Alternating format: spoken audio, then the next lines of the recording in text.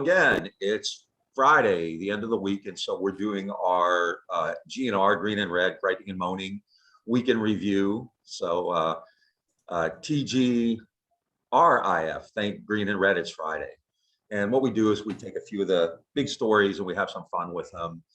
But before we do that, remember, you're watching this on YouTube, please subscribe. Click a button, doesn't take a minute, but a second. Red button at the bottom of the screen. Red button, let's give it a thumbs up. And we're also, we also have a podcast that comes out usually twice a week. That's on Apple and Spotify and everywhere else. And you should listen to those and rate and review them. And of course, share them and follow us on social media. And if you really like us, we do have some overhead, not a lot. We're not Chapo with $2 million a year coming in, but we need a few bucks. And if you really love us and you want to give us a donation in any amount, you can do, Scott. Scott's the money guy. Yeah, I'm the ask for money guy. Yeah, so if you want to become a recurring donor and a patron at our Patreon community, you can go to patreon.com/greenredpodcast. Right now we have 16 patrons and we would love to get that to 20. So if you want to, even a comrade status gets you is a $3 a month donation. That's all it is. That's less than a beer a month. So like support Green and Red. Or if you don't want to become a recurring donor, then you can make a one-time donation and just go to our website at greenandredpodcast.org and hit the support button. It'll take you where you need to go. Thank you. So this week's stories are AOC wears a gown, Mark Milley stands his ground, and crazy white wingers are coming to town. And Scott's in Washington, D.C. right now. I'm just saying, just a coincidence, I'm sure, but at any rate, AOC, I mean, let's be honest, we're talking about her because it's clickbait, made a big stir at the annual Met Gala because she wore this really elaborate, expensive, beautiful gown that said, should have said, tax the rich, right? And liberals are swooning and going crazy and they love her more than ever. And a lot of people on the left are kind of making fun of her. And so, given your background as a designer for Christian Dior, I just wonder what you think about all this. Yeah, I mean, I think that, to be honest, it felt like a lot of performative politics, and like I would say that I mean, I would say that it's the glitterati, right? And so in past decades, it was like it's this sort of like fawning over faux radicalism, and it's tax the rich, right? Where's that money going to go? It's going to go to more nukes, more aircraft carriers, more F-16s, supermax prisons, pipelines, or at least subsidies for oil companies building pipelines, and so it's it's just like this performative thing. It's just, and you're probably going to say something about this too, but like during the height of the George Floyd protests, we saw Schumer and Pelosi, bowing with like Kinsey cloths on, and it's just this like performative liberalism. It's like kind of sad. I gotta say, AOC's gown she wore it better than Pelosi's kente cloth. Just speaking as a fashion guy myself, right? There's clearly a performance aspect to it, and which calling politics involves symbolism. I think a lot of people on the left are kind of ambivalent about AOC. Liberals and Democrats absolutely adore her. She's up there like with RBG in, kind of in that iconography. I would put her way above RBG. I mean, I don't want to be too harsh on her because this is the left in American politics. She does talk about issues most people don't talk about. If by some miracle that the U.S. becomes a socialist country in 30 years, I think people like her and Bernie Sanders are going to be looked at, very favorably. At the same time, she's a single Congress rep from a fairly liberal district in New York. But I think what she does that is important. She reaches out to people who the Democrats basically ignore. I mean, among younger people, she's a rock star, and she has that kind of aura about her. I mean, she's like, the right wing has crazies like Marjorie Taylor Greene and Gates and all them. I mean, she's smart. She's, kind of doesn't stand down to people. She's glamorous. Like, that's part of politics. But most of this is performance. It's a commodification. Back in the 60s, Tom Wolfe wrote about how Leonard Bernstein sponsored a fundraiser at his Manhattan penthouse for the Black Panthers, right? Mowing the Flatcatchers. And that's kind of what this is. It's of a piece with that, right? And the Met Gala is really part of that. Everybody gets all dressed up, and a representative from New York, Carol Maloney, had a women's rights gown on, and so it's a way for celebrities to show their liberal bona fides. But in the long term, I mean, we're talking about it because it's AOC, and which is the point of it all. There's no such thing as bad ink. But yeah, I mean, it's perform. I mean, the Republicans do performative politics too. So, it's kind of what it is. I think it's kind of has a shelf life of probably till today or tomorrow, and then we'll be talking about something else. But it's kind of ironic with all the shit going down. This is kind of the big story of the week. It's already past its news cycle at this point. Yeah, we're the tail end. We're bringing it back. Yeah, we're the tail end of the news cycle. Yeah. Anyway, but I think few people know this, but at the same time that the Met Gala was taking place with all these liberal New Yorkers, the GOP had its own gala. It was a toga themed party. And very few people know about this, but we got exclusive footage of it. We had an insider because we're connected in ways that you would never believe, right? And we're going to show you a little piece of the Republican version of the Met Gala with Mitch McConnell and some Republican senators. And we are the only people, this is exclusive footage that we have here. And Scott's going to cue it up and show it in about a minute here. Hear me. Shall we continue to build palace after palace for the rich? Or shall we aspire to a more noble purpose and build decent housing for the poor? How does the Senate vote? Fuck the poor! Good.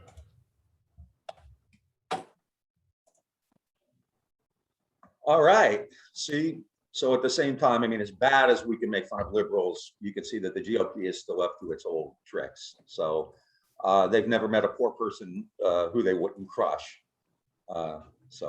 Yeah, and I think I just want to flag that I think that's an important thing to note here is that while left Twitter was going nuts debating about AOC's dress, and we've seen 1,000 memes about AOC's dress with different words kind of typed in. I want to flag that the Republicans are still screwing over the poor. Actually, most of the Democrats are screwing over the poor too. And it's just an important thing to kind of keep like President Joe Manchin. Like President Joe Manchin, right? Who just basically told Biden to piss off yesterday. Yeah. And so I just we need to kind of also keep eyes on the prize and not be arguing, spending our time arguing about this, but instead, a little bit more focused on what's going on with in the rest of the world. Yeah, and I think something we've talked about since podcast 1 is the value of organizing and being active in your community, in the streets, and not focusing so much on elections and electoral politics. Overall, AOC is a positive figure in the American liberal society, American left, whatever. Absolutely. I mean, she's willing to at least say things that these other folks aren't. And that's cool. But I mean, I think people look upon her as kind of, they impute all these characteristics on her, like she's a savior, like she's a radical, the new Emma Goldman and all this kind of stuff. But look at what they do to RBG, who's really just an egotistic, narcissistic person. And if Roe v. Wade goes down, RBG owns it as much as anybody. So, I'm just saying the liberals need to kind of wake up a little bit more, in my opinion, obviously, and don't just focus on, the election and raising money and move on and act blue and all that kind of stuff, but actually get out there and do stuff. The GOP is getting away with everything it does. It's getting away with January 6th. It's getting away with the crazy shit it's doing in Florida. It's getting away with all the crazy shit it's doing in Texas. And in large measure, they're evil, horrendous people, but it's kind of hard to blame them. They are who they are. And when the other side doesn't really act on it and doesn't really make them pay any price for it, then this is kind of what you get, the Washington Generals of politics, Yeah, and I also want to say that while the Met Gala was going on, there were actually protests outside that the New York Police Department actually crashed in on. I'm just going to show let me restate that. They attacked it and they arrested dozen people, maybe more. And I just want to show like a short video of that real quick.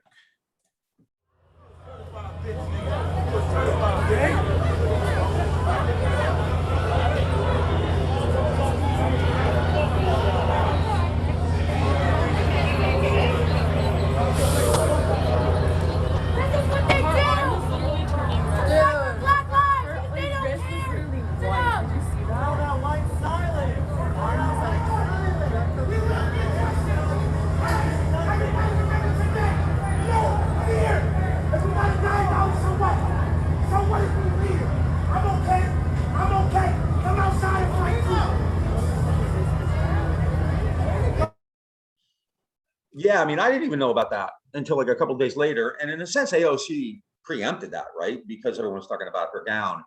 I got to say, though, if you're at the Met Gala, shouldn't you dress differently for a protest? Maybe like wear red, for obvious reasons, or maybe wear like stripes and polka dots because you're there to clash.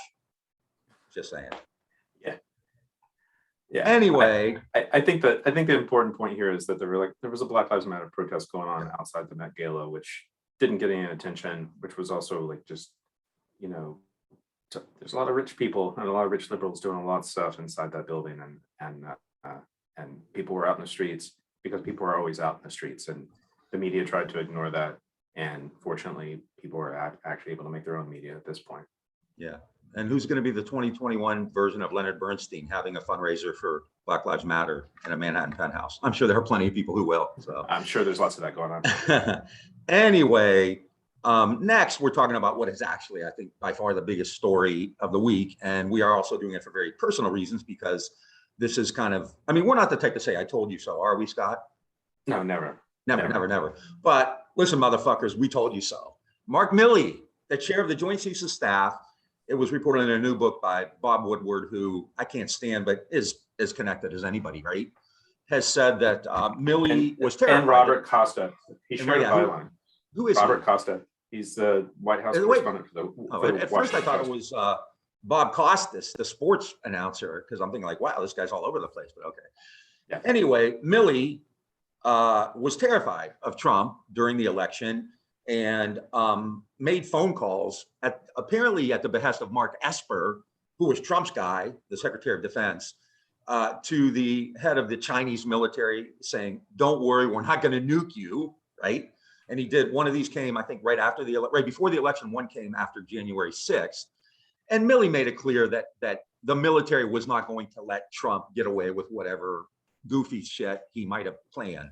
Now, we've been talking about this for 18 months, when lunatics like Paul Street, who's utterly unhinged, and there are a ton of people on the left who are hysterical. There's going to be a coup. Trump is a fascist. We don't know what the military is going to do. And I think really I'm bragging here. And this is when I told you someone, Scott and I, among the left, were pretty much the only people on media in our little scrappy podcast world saying, chill, right? The military is not going to let him get away with this. The military can't stand this guy. He made them look bad a million times. He called them losers. He called them suckers.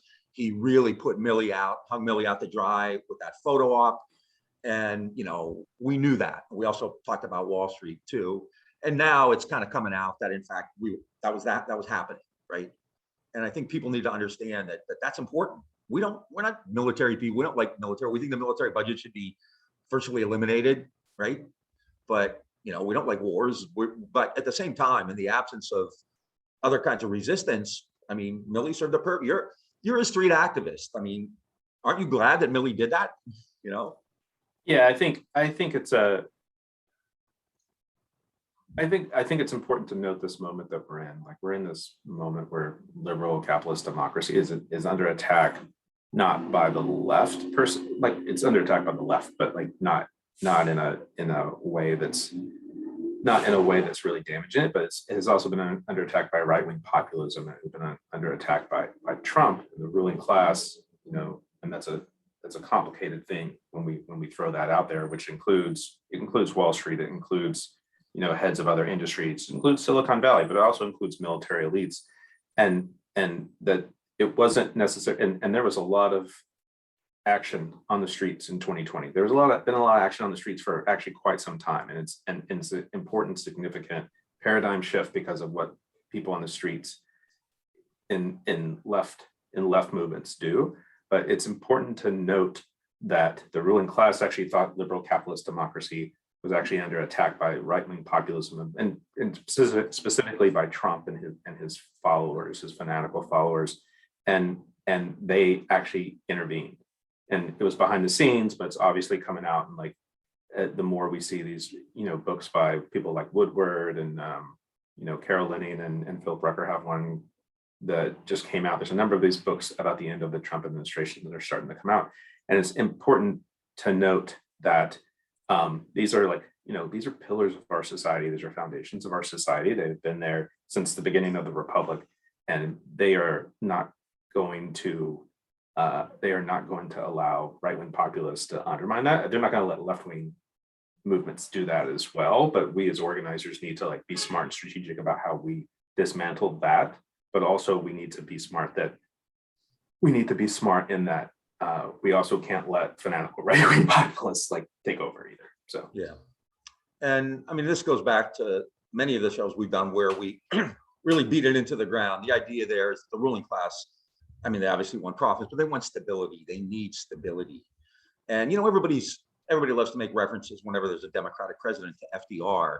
And in 1932, during that election, I mean, essentially, the Democrats said, we're in peril because we have a choice between these two extreme ideologies. Obviously, Soviet communism, right, which nobody in the ruling class wanted, but also this emergent fascism in Italy and in Germany, which, I've been told, you're just a professor looking at it academically. Well, it's a fucking political theory. What am I supposed to do, right?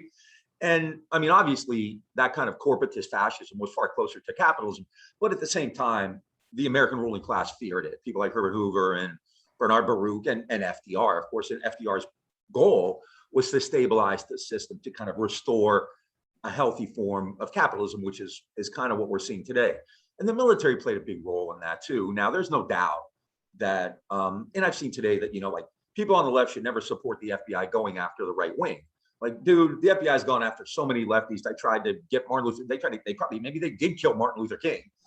So if they want to spend a little time going after the other guys, I'm cool with it, But in the absence of, I mean, there's no opposition political party. Pelosi just shows every day how utterly inept. I read a poll today. We were talking about this before, which I find hard to believe. It said not 49% of Republicans, but 49% of Americans believe that January 6th wasn't like a violent, dangerous riot, that it was people protesting.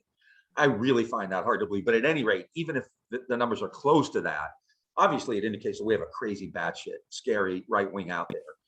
But it also, I think, just as much, and this is where liberals give them a pass, indicates that the opposition is utterly pathetic. It's utterly spineless. It's Craven, Pelosi, Schumer, the White House, all the way down the road, right? And actually, I would give AOC credit because she still talks about the events of January 6th on that. But for the most part, are you hearing anything? I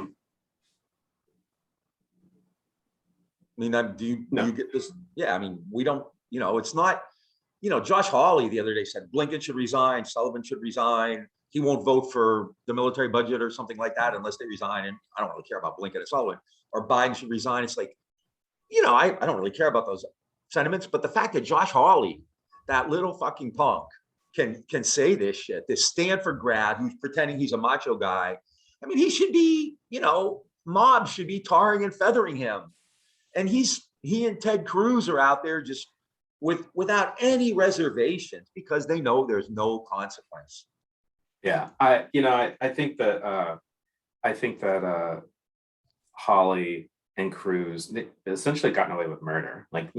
We've seen the pictures of Hawley given the pump in the fist at the January 6th protesters, and the Democrats have just rolled over on this. It's incredible. I mean, and I understand that the argument I hear from a lot of people in that space is we need to not focus on January 6th because we just need to pass all of these spending bills and put money in people's pockets. And I don't disagree with that, but I also think that the long game is to discredit, the Republicans, and they have had some golden opportunities which are just passing. Yeah, I mean, on the night of January 5th, after the Georgia results came in, I said, granted it's the Democrats, but they're going to be given one of the biggest political gifts ever tomorrow with the GOP's charge up San Juan Hill. So and it's like, I'm not like a prophet or a genius. Everybody knew that some kind of shit was going to go down on January 6th, right? And even nobody makes fun of them more than you and I do. They're the Washington Generals. But even then I thought, well, okay, this one is kind of hard to blow. And they're doing it, I don't know. It's stunning. It's actually pretty amazing. I'll say that the Democrats and the Biden administration are acting like, in a certain sense, they're acting like 2017 to 2021 didn't ever happen. That there hasn't been this dramatic shift in the country as a result of the Trump administration. And I'm not they're on top of the economy. They're trying to be on top of the pandemic.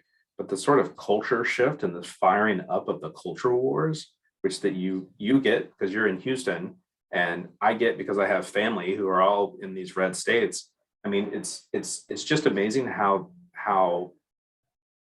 they're trying, and maybe if they just see them as a loud, crazy minority of folks, which they are, but the fact that they're just letting some of this pass and not take an opportunity to discredit, Greg Abbott and Ron DeSantis are the governors of two of the biggest states in the country, and they're just doing all sorts of repressive, reactionary kind of shit, and that's because of this culture war shit. They're able to stay in power in those states because of this culture war, and the Democrats do nothing. It's mind-boggling. Abbott and DeSantis and Hawley and Cruz and Cotton. I mean, those guys are all more dangerous than Trump. I read Michael Wolff's book, Landslide, and he's a gossiper, but I think he's legit. People talk to him. And what you get out of that book is that Trump is a psychotic. He's a sociopath. He had no plan. He had no ideology. He didn't even know what fascism was. He was a moron. Everybody in the White House, his son-in-law, Meadows, everybody, by that Saturday after the election said, look, you lost. Rudy Giuliani came in and fed his ego. It was basically Trump and Giuliani and Sidney Powell and a few crazy ass people, right? That was it. But the GOP kind of let him get away with it. But, Trump himself, didn't have the freaking capacity to be a fascist or anything other than Trump.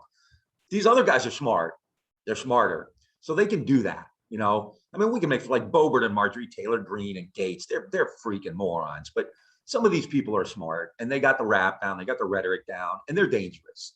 And, something has to be done. And we don't like talking about electoral politics and sounding like Democrats. But the fact of the matter is, in the absence of resistance, it would be nice to have some kind of political party doing something. In the Vietnam era, we talk a lot about the anti-war movement.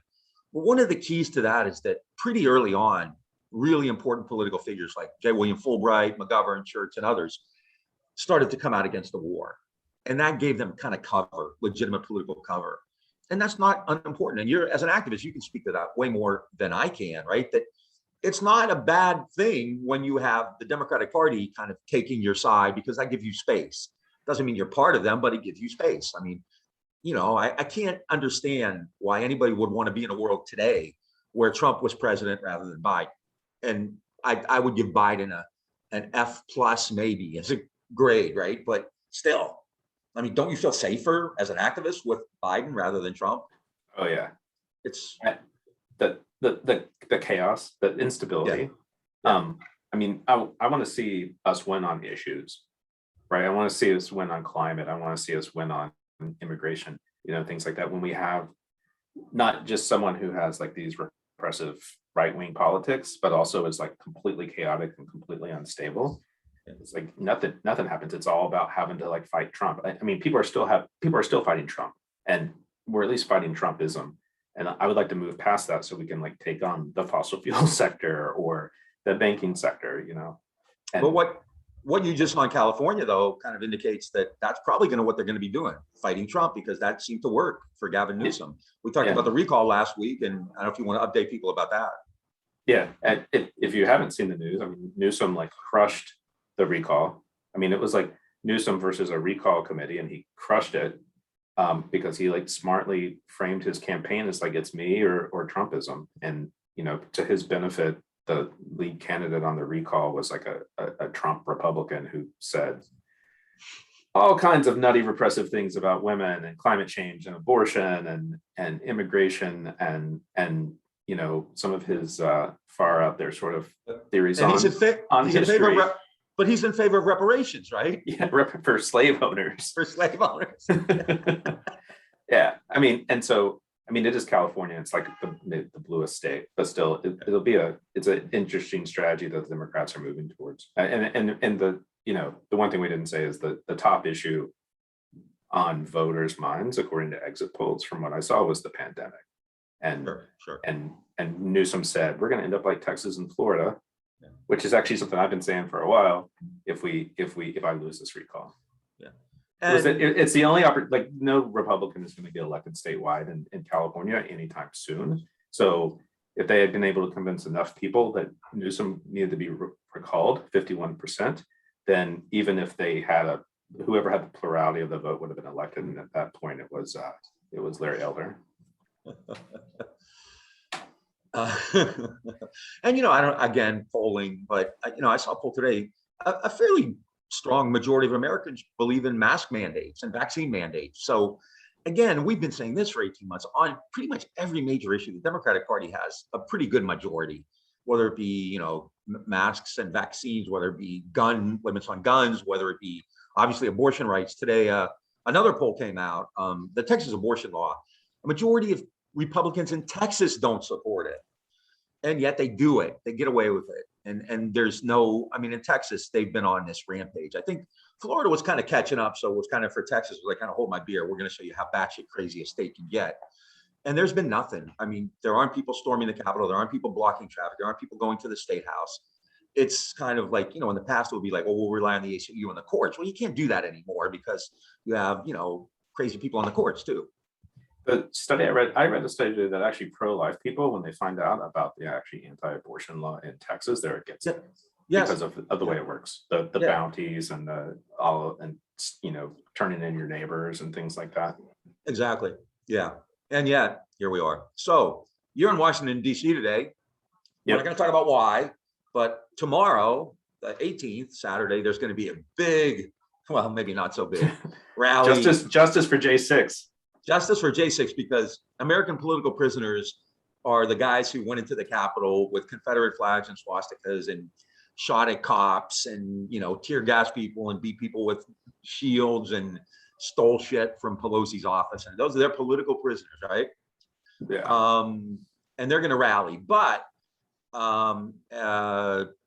you know, what's going on? You've seen a lot of people there. You know, I've been here for a couple of days. I'll say that I see a lot of police and I see a lot of federal marshals in full tactical gear on street corners and things like that. There, you know, there are so many like different right-wing groups. I forget what it is. It's like National Unity or Unite the Front or some bullshit like that, or like calling for this rally. The Washington Post actually reported a couple of days ago that so far they only expect 700 people. It's funny how they have such an accurate number of how many people they expect to show up. But it's you know, it's a response. It's a response to J6 and their political January 6th and their political prisoners, and they're rallying there in support of them. And so, one of the articles I read is that the Proud Boys are even discouraging their members to come as well, but they'll probably come because they're idiots. And then the other kind of beautiful part about this story that happened yesterday, which actually put it on our week in review list, is it has now been getting the attention of our former president, Donald Trump, who basically has said on Saturday, that's a setup. If people don't show up, they'll say, oh, it's a lack of spirit. And if people do show up, they'll be harassed. And so, you know, once again, it's about the victimization of Donald Trump by the establishment. And I think I find that it's all pretty amusing at this point. Other than, you know, January 6th, people died. In all seriousness, like people died, and that was a tragedy. And most of them died because they believe Trump. They were stupid enough to believe Trump, or they were police trying to head off those true believers. I mean, the Republicans aren't real happy about this. They're encouraging people not to go. They're telling people, please don't bring Trump flags to it. You know, one of the leaders of this is some third-rate right-winger who's trying to make his bones. So, and you know, the media, and we've, again, this is something else we've been saying for a long time. When these things happen, the media plays it up, like the crazy people who went to the Michigan State House and so on. They're always small. Like in Portland, you know, what was that, a few months ago, the Proud Boys got routed by Antifa and other groups. That's always the outcome. There are far more people on the liberal or left side, whatever you want to call it, than there are these crazy people. But the media would make you think that it's some kind of, like they did with Trump, right? It's some kind of big, huge Moloch monster, right? The reality is it's not. There aren't going to be that many of them. And you know, if the left understood that, the left, I think people like you understand that, but there are way, way, way more of us than there are of them. And, you know, I think we can't look at it like it's a 50-50 proposition. There aren't, and they can be crushed if you take them on, and they have been, and they keep coming back, but in smaller and smaller numbers. I also want to say another notable anniversary happening is it's the 10-year anniversary of Occupy, which we're going to be actually hearing probably a lot more about in over the coming weeks and months, because it was this fall in 2011 where Occupy really kind of took off. And I actually think that is a important, you know, let's juxtapose that to these like right-wing reactionary groups, you know, these wannabe fascists. And like that was legit people in the street in, you know, it was something like 1,700 Occupy encampments across the country. And then we, you know, compare that with like these like gangs of right-wing racists. So yeah. But the difference is the GOP embraced these crazy right-wingers while Barack Obama did everything he could to destroy Occupy. Well, you know, and we didn't talk about it. I don't think we talked about it when we talked with Will and Charlotte, but like the fusion centers, which we've been seeing used against like these pipeline protests, were actually also used to coordinate the crackdown on Occupy at the end of 2011, in December of 2011. It was the fusion centers like who brought all those people together in a variety of places. Well, I have one more thing to say, and then if you have anything to go with, but a couple of days ago, and I can't remember, I think it was Tuesday, was the birthday of Roberto Clemente.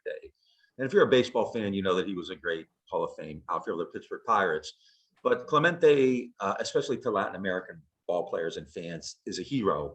Major League Baseball's retired number 42 in honor of Jackie Robinson. No one on any team can wear 42.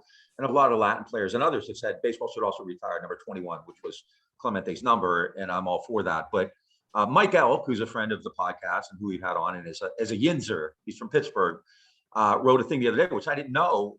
There's a famous case in Major League Baseball, went to the Supreme Court. A guy named Curt Flood wanted to be released from his contract. He didn't believe that teams should be able to trade players without their consent, right? And it's called the reserve clause in baseball. And Flood went to the Supreme Court where he lost. And it was kind of hard to get the players' union behind him. And there was a meeting, and Roberto Clemente wasn't going well. Roberto Clemente finally got up and spoke very passionately in favor of Curt Flood and the players. And, you know, that was really touching. It made me appreciate him even more. He's a huge hero in Puerto Rico. He's a national hero. He died after the 1972 season, right after he got his 3,000th hit. He's the only player with exactly 3,000 hits. After the earthquake in Managua, in Nicaragua, he was taking a plane load of supplies there, and the plane went down in bad weather. And so, you know, a salute to Roberto Clemente, retired number 21, and you know, go free agency, and you know, let's go. I've become a bit of a Pirates fan over the years because of Clemente, even though they suck. But so do the Yankees. So you know. Anyway, you have any last thoughts? No, I'm happy to be here in the nation's capital for a couple more days, and maybe more interesting things will happen that we can talk about next week. Yeah, get some pictures and video, and you know, maybe Trump will show up. Who knows? Because he's always right there with his crew. He never lets them down. I'm there with you. Yeah, exactly. And Trump says, "I'm behind you, way behind you." Exactly. Anyway, once again, this is, and we're still looking for some kind of clever name for this. So if you have any ideas, please let us know. You know, TGRIF, Thank Green and Red. It's Friday. the Weekend Review. Please subscribe, hit that button, please follow us. It doesn't take long. Add a comment. Red button right down there. Right there, subscribe, tell your friends, tell your kids, tell your neighbors, tell your dog. And you can also send us money if you want, because we do have some costs, and we, pay people to kind of do the video and audio stuff on this. So we appreciate it, but watch this. We're begging and pleading. So help us out. Thank you. Yeah. All right. Talk to everybody later.